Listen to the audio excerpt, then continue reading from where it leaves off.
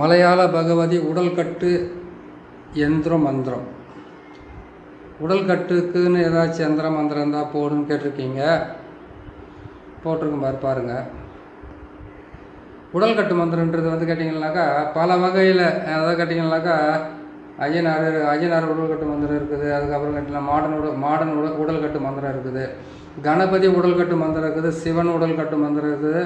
சக்தி உடல்கட்டு மந்திரம் இருக்குது. முருகப்பெருமானுடைய உடல்கட்டு மந்திரமும் இருக்குது. எல்லா தேவதைகளுக்கும் வந்து உடல்கட்டு மந்திரம் இருக்குது. ஆனால் மலையாள பகவதியினுடைய உடல்கட்டு மந்திரமே வந்து அது ரொம்ப ஒரு பெரிய விஷயமா இருக்கும். அது புரியுதுங்களா?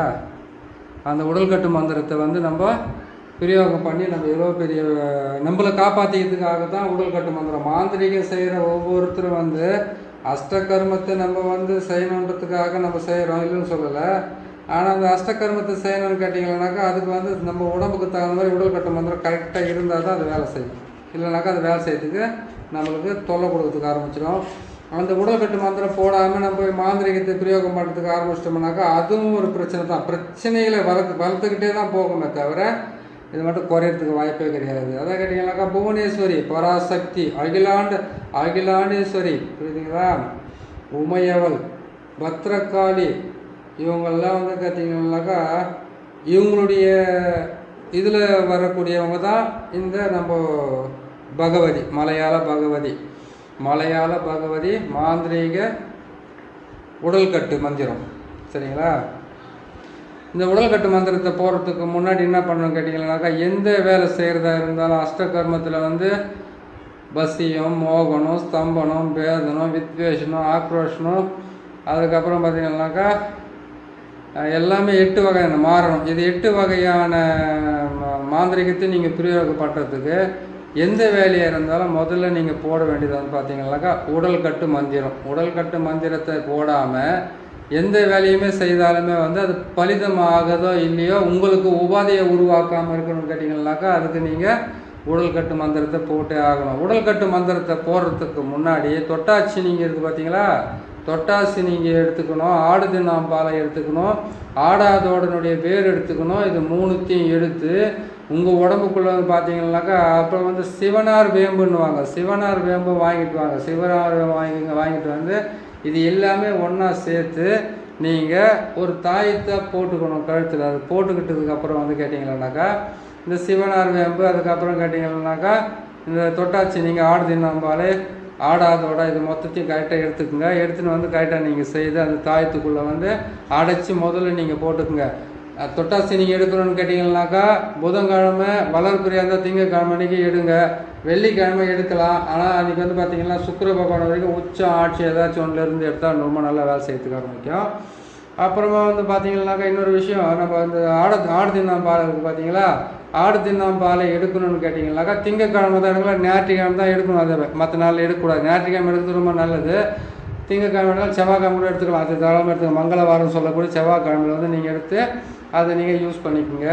அது எடுத்துட்டிங்களா, தாயத்தை செய்து நீங்கள் போட்டுக்கிட்டீங்களா, போட்டதுக்கப்புறம் பார்த்தீங்கன்னாக்கா அந்த தாயத்தை செய்து நீங்கள் போட்டுக்கிட்டதுக்கப்புறம் இந்த உடல்கட்டு மந்திரத்தை நீங்கள் போட்டு சொல்லி ஒரு வாரம் வரைக்கும் நீங்கள் அதை மனசுக்குள்ளே வந்து நீங்கள் அதை பதிய வைக்கணும். பதிய வைக்கிறதுக்கு முன்னாடி நீங்கள் வந்து நான்வெஜ்ஜு சாப்பிடக்கூடாது. தீட்டு கணவன் மனைவியாக இருந்தாக்கா ஆண் பெண் சேர்க்கை இருக்கக்கூடாது. ஒரு டெத்துக்கு போகக்கூடாது. அதே மாதிரி கேட்டிங்கன்னா ஒரு பெண்ணு வந்து புஷ்பவதியானாக்கா அங்கே போகக்கூடாது. அந்த சாப்பாடெலாம் சாப்பிடக்கூடாது. அதுக்கப்புறம் வந்து கேட்டிங்கன்னாக்கா ஒரு பெண்ணு குழந்தை பெற்று இருந்தாக்கா அந்த வீட்டில் போய் சாப்பிடுவாங்க. இந்த தீட்டு எல்லாம் படாமல் ஒரு வாரம் இல்லைனா ஒரு மண்டலம் 48 நாள் இந்த காலத்துலலாம் வந்து யாரும் கரெக்டாக இருந்தாலும் வந்து சாமிக்காகவோ இவங்க செய்கிற தொழிலுக்காகவோ வந்து யாரும் இருக்க போகிறதில்ல. அதனால் நீங்கள் என்ன பண்ணுங்க, ஒரு வாரம் 7 நாளாவது இருங்க. 7 நாளாவது கரெக்டாக என்ன பண்ணுங்கன்னா ஒரு பொழுதோடு இருந்து இந்த மலையாள பகவதியினுடைய உடல்கட்டு மந்திரத்தை நீங்கள் பிரயோகம் பண்ணி நீங்கள் தாராளமாக நல்லபடியாக வந்து நீங்கள் அது போட்டு செய்துட்டாவே செய்து முடிக்கணும். செய்து முடிக்கிறதுக்கு முன்னாடி நீங்கள் இந்த உடல்கட்டு மந்திரத்தை செய்யறதுக்கு முன்னாடி முதல்ல வந்து மயானத்துக்கு போகணும். மயானத்தில் போட்டு எரிமேடை இருக்குதா, அந்த எரிமேடை இருக்குதா, இல்லை எரிமேடை இல்லைன்னா கூட பரவாயில்ல, எங்கேயாவது பணத்தை எரிச்சிருக்காங்களா, அந்த எரிச்ச இடத்துல போய் உட்காந்துன்னா அந்த சாம்பலுக்கு பக்கத்தில் ருத்ரனுடைய விபூதின்னு சொல்லுவாங்க. அது புரியுதுங்களா?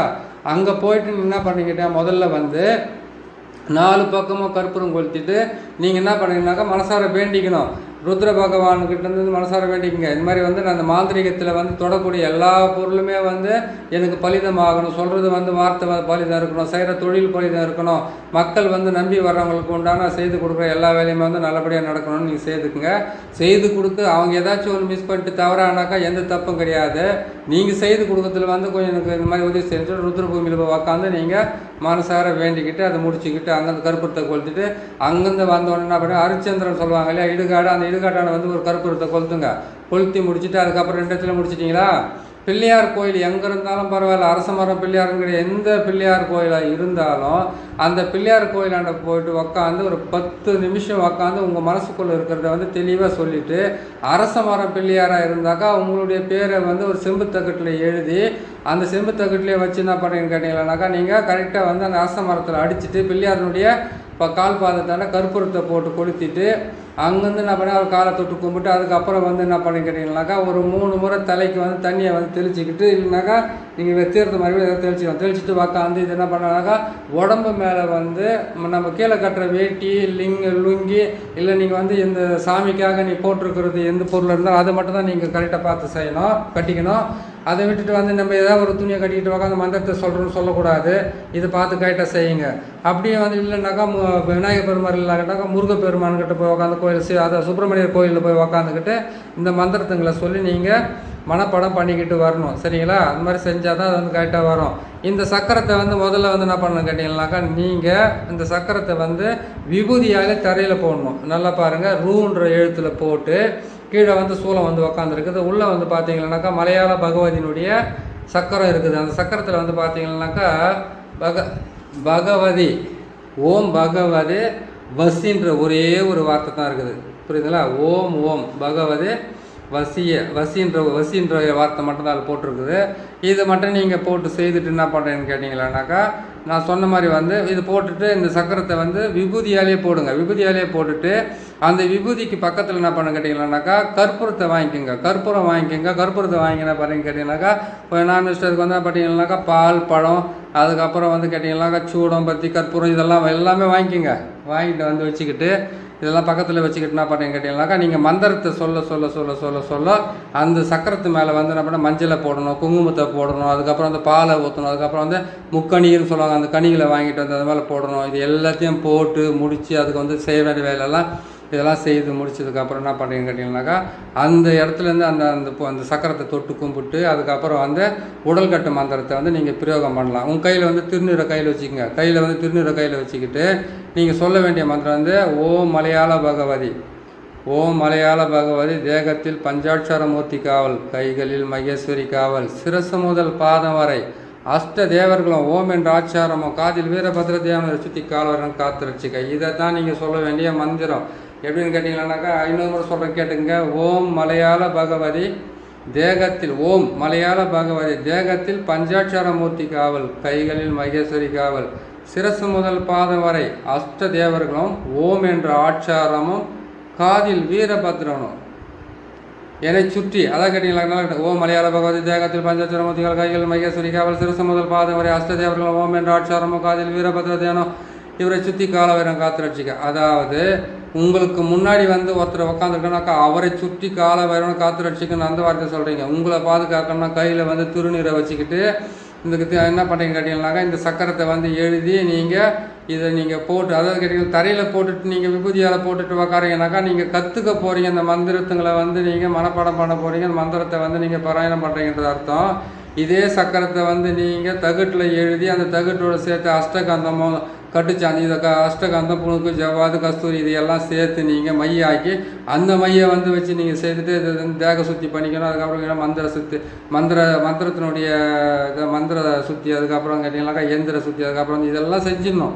இதெல்லாம் செஞ்சு முடிச்சதுக்கப்புறம் தான் நீங்கள் அதை வந்து கரெக்டாக செய்ய முடியும். புரியுதுங்களா? இதெல்லாம் செஞ்சு வச்சிங்க. இந்த தாயத்தை வந்து போடும்போது வந்து மிளகு சாரணைன்றது வந்து ஒரு மூலிகை இருக்குது. அதை கேட்டிங்கனாக்கா திருமணமே ஆகாதவங்களுக்கு கூட திருமணத்தை செய்து வைக்கும் மிளகு சாரணை. வெள்ளிக்கிழமை அன்னைக்கு காலையில் சுக்கிரவாரம் சொல்லக்கூடிய அந்த காலையில் 6லேருந்து 7 மணிக்கு சுக்கிரவாரையில் வந்து இதுக்கு எலுமிச்சம் பழமும் தயிர் சாதம் அதுக்கப்புறம் பால் பழமெல்லாம் வச்சு அதனுடைய ஆணி வேறு அறுபடாமல் பிடிங்கிட்டு வந்து ஒரு பெண்ணை வந்து திருமணம் பண்ணிக்கிறதுக்கு ஒரு ஆணை திருமணம் பண்ணிக்கிறதுக்கு அந்த தாயத்தை வெள்ளி தாயத்தில் போட்டு கொடுத்தாங்கன்னாக்கா அது கரெக்டாக திருமணம் நடக்கும், இல்லைன்னு சொல்லலை. ஆனால் அந்த மிளகு சாரணையை வந்து நீங்கள் இதே இதிலே வந்து பழக்கத்திலே வந்து வெள்ளிக்கிழமை மணிக்கு காலையில் எழுந்திரிச்சோன்னே என்ன பண்ணீங்க கேட்டீங்கன்னாக்கா நீங்கள் அந்த மிளகு சாரனுடைய வேர் எடுத்து போய்ட்டு எலுமிச்சம்பழம் எடுத்துக்கோங்க. அதுக்கப்புறம் மஞ்சள் நூல் எடுத்துக்கோங்க. அந்த மஞ்சள் நூலை கொண்டு போயிட்டு அது மேலே வந்து காப்பு மாதிரி கட்டிட்டு அது நிறைய பேர் மூலிகை சாப்பிட்டு சொல்லுவாங்க. சிவன் சாபம் நசி நசி, சக்தி சாபம் நசி நசி, தேவர்கள் சாபம் நசி நசி, சித்தர்கள் சாபம் நசி நசி, நசி நசி நசி எனக்கு வசியமாக கடவுண்டு உரம் வந்திருக்குது. ஓம் மூலி சர்வ மூலி ஜீவ மூலி உன் உயிர் உன்னுடலில் இருக்க எனக்கு வசப்பட ஓம் சுவாகம் சொல்கிற அது ஒரு மந்திரம் இருக்குது. பல மந்திரங்கள் இருக்குது. இதில் எல்லாம் வந்து இது ஒரு மந்திரம் தான் கிடையாது. எத்தனை சித்திரங்கள் அத்தனை சித்திரம் வந்து ஆளுக்கு ஒரு மந்திரத்தை கண்டுபிடிச்சிட்டு போயிடுற மாதிரி இருக்குது. அதனால் நீங்கள் என்ன பண்ணுன்னு கேட்டீங்கன்னாக்கா நான் சொல்கிற மந்திரத்தை வந்து பிடிச்ச சொல்லிங்க. இல்லை உங்களுக்கு வந்து அந்த மூலிகைக்கு உண்டான மந்திரம் இருந்தாக்கா நீங்கள் சரினா நீங்கள் செஞ்சுக்கோங்க, ஒன்றும் தப்பு கிடையாது. சரிங்களா? அது செய்து முடிச்சுட்டு நான் பண்ணிக்கிறீங்களா அது கொண்டு வந்து நீங்கள் தாயத்தை வெள்ளி தாயத்தில் போட்டுட்டு கட்டலாம், வலது கையில் கட்டிக்கலாம், இடுப்பு கட்டிக்கலாம், கழுத்தில் கட்டிக்கலாம். இது கட்டிக்கிட்டு வந்து என்ன பண்ணிங்கன்னாக்கா அதுவே அதுக்கப்புறம் நான் சொன்ன மாதிரி தொட்டாசி நீங்கள் ஆடுது நம்பால் ஆடாதோட வேறு இது எல்லாமே கொண்டு வந்து போடணும். நம்ம ஒரு மாந்திரிக சேரமில் வந்து பார்த்திங்கன்னாக்கா அஷ்டகர்ம மூலிகைன்னு வந்து பார்த்திங்கன்னாக்கா 8 வகையான மூலிகை இருக்குது. ஆனால் இதுங்களில் வந்து சில மூலிகைகளை பார்த்திங்கன்னாக்கா உடல் கட்டு மந்திரத்துக்காகவும் நம்ம ஏவி விடக்கூடிய ஏவுலங்களுக்காக உண்டான மந்திரங்கள்லாம் பல மந்திரங்கள்லாம் தனித்தனி இருக்குது. உடல் கட்டு மந்திரத்தை நல்ல மந்திரத்தை போடுன்னு சொல்லிட்டு ஒரு கேட்டிருக்கீங்க நிறைய பேர். ஆனால் உடல் கட்டு மந்திரத்தை நான் போட்டிருக்கிறேன். அதுவும் மலையாள பகவதியினுடைய உடல் கட்டு மந்திரத்தை போட்டிருக்கேன். எந்திர மந்திரம் 2மே போட்டிருக்கேன் பாருங்கள். இதை பார்த்து நீங்கள் கரெக்டாக செய்து கொடுங்க மற்றவங்களுக்கு. இது வந்து பார்த்து செய்யறதுக்கு முன்னாடி எந்திரத்தில் இந்த அச்சாரத்தை போட்டுக்குங்க. இந்த அச்சாரத்தை போட்டுட்டு நீங்கள் கரெக்டாக எழுதிக்குங்க. எழுதிக்கிட்டு என்ன பண்ணீங்க கேட்டிங்கனாக்கா தகுடை வந்து கீழே வந்து விபூதி போட்டு செய்து முடிச்சிட்டிங்களா? செய்து முடிச்ச உடனே ஒரு 7 நாளைக்கு தான் சொல்கிறேன் பார்த்தீங்களா. நீங்கள் கொஞ்சம் பத்தியத்தோடு இருங்க. ஏன்னு கேட்டிங்கனாக்கா இதுக்கு வந்து சுத்தமாக இருக்கணும். எனக்கு ஒரு தொழில் கற்றுக்கிறீங்கன்னா ஒரு பயபக்தியோடு இருங்க. கரெக்டாக வந்துடும் பாருங்க எல்லாமே. சரிங்களா? இந்த சேனலை பார்க்குறீங்க, நீங்கள் கேட்டதை நான் போட்டு கொடுத்துருப்பேன். சேனல் பார்க்குறீங்க, பிடிச்சிருக்குன்னு நினைக்கிறேன். பிடிச்சிருந்தாக்கா இதை வந்து சப்ஸ்கிரைப் பண்ணுங்கள், லைக் பண்ணுங்கள், ஷேர் பண்ணுங்கள். இன்னொருத்தர் கேட்டுக்கிறாரு. என்னென்னு கேட்டுக்கிறாருன்னு கேட்டிங்கன்னாக்கா காளியை வசியம் பண்ணி அந்த வசியத்து மூலியமாக வந்து நம்ம இவங்களை எப்படி வசியம் பண்ணுறது, ஜனத்துக்களை எப்படி வசியம் பண்ணிக்கிறது அப்படின்றத ஒரு தெளிவாக போடுன்னு சொல்லியிருக்கிறாரு. காளியை வசியம் பண்ணும்போது ஜனங்களும் தானாக வசியம் ஆகிடுவாங்க. புரியுதுங்களா? ஆனால் ஒன்று, காளியை நீ வசியம் பண்ணித்துக்கு உக்காடுறியா உனக்கு வந்து வேறு எந்த விதமான ஆசையும் இல்லாமல் தான் சரியாக போயிடுது. புரியுதுங்களா?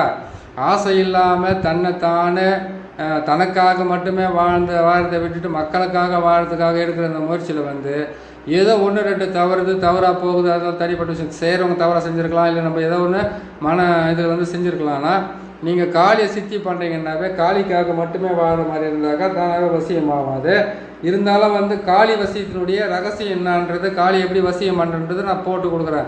மோகினி வசியமும் இருக்குது, காளி வசியமும் இருக்குது, பெண்கள் வசியம், எத்தனையோ வசியம் இருக்குது. ஒவ்வொன்றா போட்டுக்கிட்டு வரேன். நீங்கள் கொஞ்சம் மனசுக்கு தடைப்படுத்திட்டு கொஞ்சம் இருங்க, நான் போட்டு தரேன். ஆனால் அது எப்படி பண்ணுறது எது பண்ணுறதுன்றது தெளிவாக போகிறேன். நிறைய வேலைங்க இருக்கிறதுனால அது நான் போட்டு தரேங்க. நம்ம சேனலை இப்போ இது போட்டிருக்கிறோம் பாருங்கள். சேனல் சப்ஸ்கிரைப் பண்ணுங்கள், லைக் பண்ணுங்கள், ஷேர் பண்ணுங்கள். இன்னொரு நல்ல பதிவில் நான் உங்களை சந்திக்கிறேன். நன்றி, வணக்கம்.